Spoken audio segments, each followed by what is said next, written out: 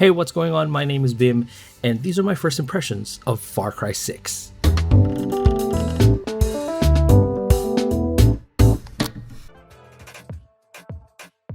As soon as you boot up the game, you're met with a whole host of accessibility options. Now, me, being a fully abled person, I can't really speak to how deep or how well these accessibility options work in game. I'm sure there's an expert out there who will talk about these.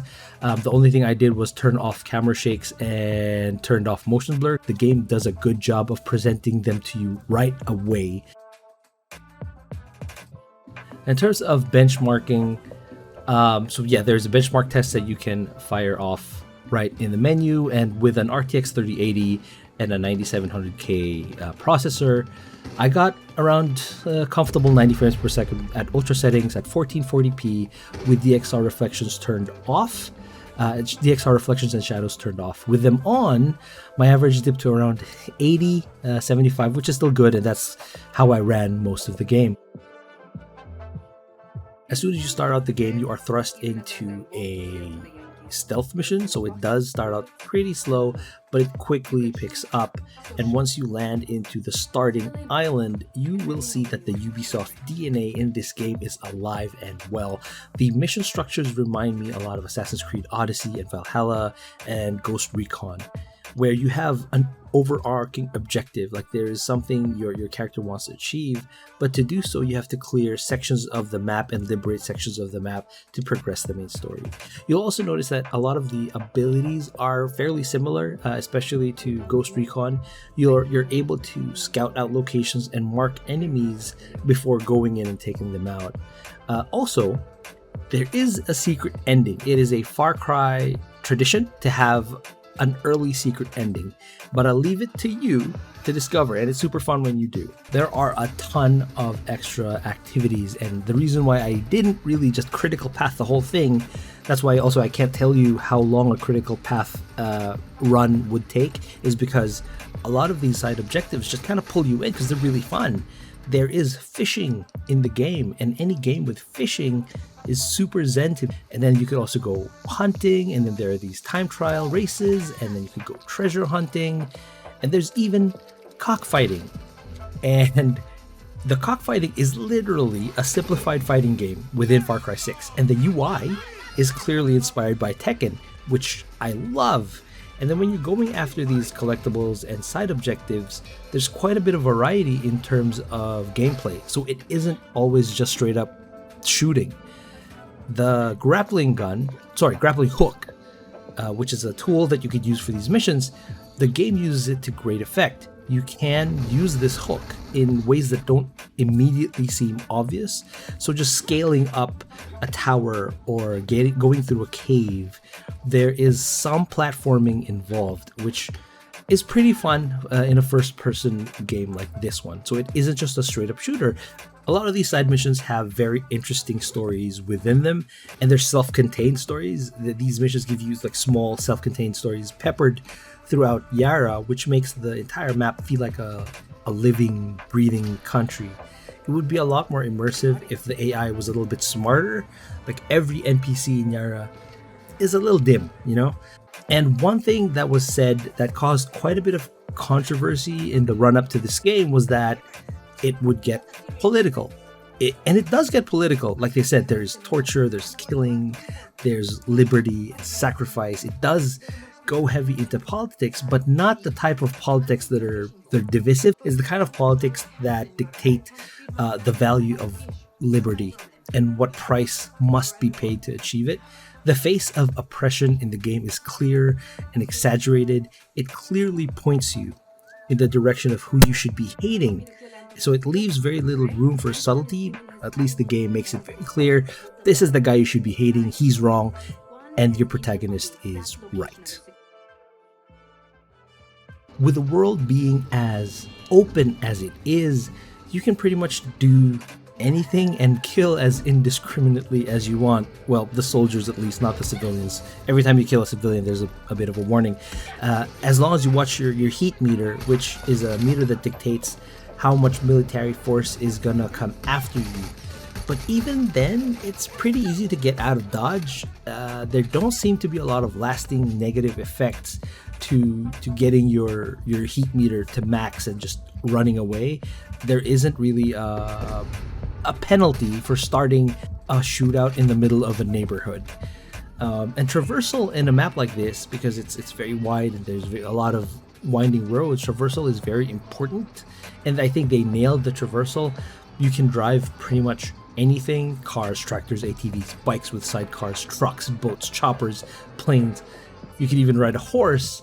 But the thing is, driving is locked into first person, and if you're like me, it can make you a little bit seasick. I wish there was a way to make riding third person, which would make it a little easier for people like me who get a little sick when your view is kind of bouncing around. It's the biggest reason why I prefer flying in that makeshift chopper that you have access to, because one, it flies over terrain, so it's faster, and it's smoother, which makes me a little less seasick. Gunplay is tight. Gunplay is really good. You can clearly tell that the game was designed around being fun. Right? You can take a lot of shots and still keep going, which lets you be more aggressive and more creative with the way you dispense destruction and chaos. But if you choose to do so, you can go stealth. And there are a lot of options that let you be stealthy. You've got suppressors, and the suppressors don't break. They overheat, and then there's a little bit of a cooldown before you can fire silently again. But you get bows, and you can do melee kills, and the melee kill animations are awesome to watch. They are really fun.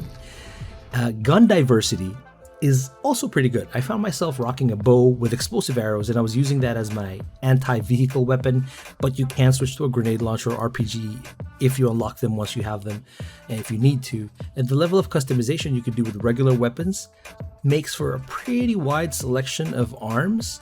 So you can have a pistol that fires fire rounds or poison rounds, or you can have armor-piercing sniper rifles, or your assault rifle can be for soft targets, things like that. So it's pretty wide, and it gets pretty wacky, but it's really the resolver weapons, these kind of makeshift weapons that you can buy from a special NPC, I don't want to spoil it, that make gameplay really fun. And then these are really fun weapons because you have guns that fire CDs or fire bolts of lightning or are big ass flamethrowers. Unfortunately, despite how cool these resolver weapons might be, they seem to be outdone in all the ways that matter by the regular guns: damage, rate of fire, ammo count. So it seems like if you want to go with the resolver weapons, they might be relegated to for fun weapons. So you only really bust them out if you want to have a good time. The Supremo is your backpack. It is like your ultimate. It acts like your ultimate. It works on a cooldown, and it gives you some pretty interesting abilities. You can rain down some missiles on your enemies. There's an EMP. You can do self-res. There's poison, or one that gives you like an air dash ability. I personally prefer the EMP because it gives you a bit of breathing room when you've got tanks and choppers giving you the business.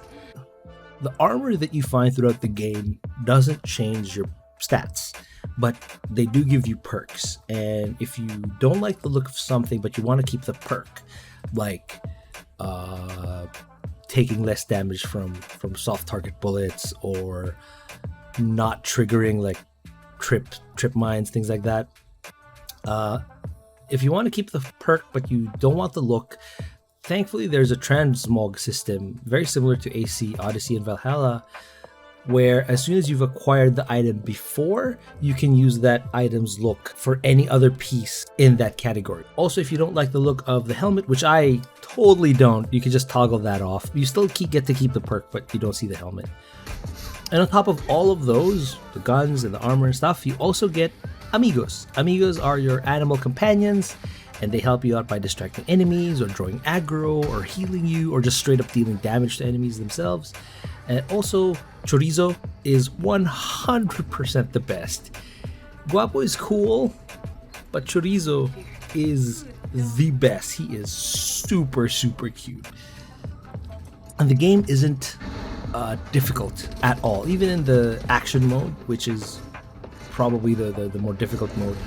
Dying or failing a mission, in my opinion, is a little too forgiving. There was one side mission I was on where I had to destroy a number of propaganda murals, but because you were overwhelmed so quickly by a couple tanks and a chopper, it is possible to die if you're not careful. But if you die in the middle of the mission, you spawn back right in the same area with the number of objectives you completed already completed. So if you needed to do 8 and you've already done 6 and you die, you start out with 6. But the heat is completely off you. So you start off in the same area with the objectives completed, or at least the counter completed, but the choppers aren't on your ass. The tanks aren't on your ass. So it just makes dying, not punishing enough. It makes the stakes feel a little low. So there's that. The world of Yara, the map in and of itself, is amazing. It is breathtaking. Especially for me personally, being stuck in quarantine and having a young baby in the house. My family's being extra careful and we haven't been leaving the house if we don't need to. So just being able to drive around in Yara is quite liberating for me, especially because Yara looks a hell of a lot like rural Philippines. So it feels like going on a road trip for me.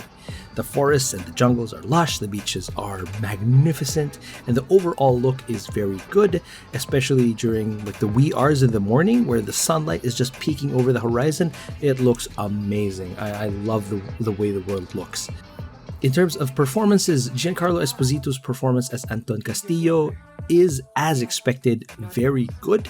But, and this is going to be an unpopular opinion, I feel like it's a little stereotypical. Like, if you think South American dictator, that's exactly how he would behave and speak. So it's a little stereotypical for me, but it's very well done. God gives victory to the lions. Sounds religious. Mi papa love Jesus. He will always say, Jesus would make an amazing Yaran Presidente. The side characters are incredibly interesting. Especially, I still remember Philly Magic Baby. I love that guy. The ones I've encountered, at least, they're very full of personality, and the voice actors bring these characters to life. And one of the biggest motivations, at least for me, to exploring the map is meeting these side characters. They're so interesting. The female voice actors for Danny Rojas, because you can't pick male or female, Nisa Gunduz, I hope I'm pronouncing that correctly, did a fantastic job of bringing that character to life. I can't speak about the male counterpart because I didn't pick him, but Nisa, fantastic job. There are a couple extra features that I really enjoy. There's photo mode, which I think should be a staple in all games. It's cool. It's not the most advanced that I've used, but it adds a few new things that change it up a little bit. So you can change the weather and the time of day, and you could add models in the background like tanks and statues, and you could give your character effects like fire or poison or an EMP, but there is no way to add extra lighting, which I think would have added a lot more depth to the photo mode, but it's still pretty good. The melee animations, the melee stealth kill animations in particular, are fantastic. They're really fun to watch, as well as the healing animations. I'm not sure if it is a Far Cry staple or if any other game has healing animations like this, but it's always so fun to watch. Super good.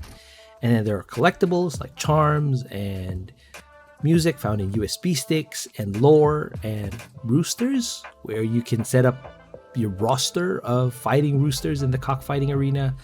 And then there's basic base building within your guerrilla camps, which give you perks depending on what you build within each camp. So it's either getting extra intel on chest locations or being able to buy some special weapons within your base. There's also a little bit of army building where you can recruit and deploy guerrilla leaders, and you can send them out on missions. And that those missions, they give you rewards such as building materials or things that you could use for crafting or money. And here's the little nice detail. When you're driving around, and depending on the song that's playing on the radio, your character starts singing along, and I found that to be a really nice touch. It really brings your character to life. I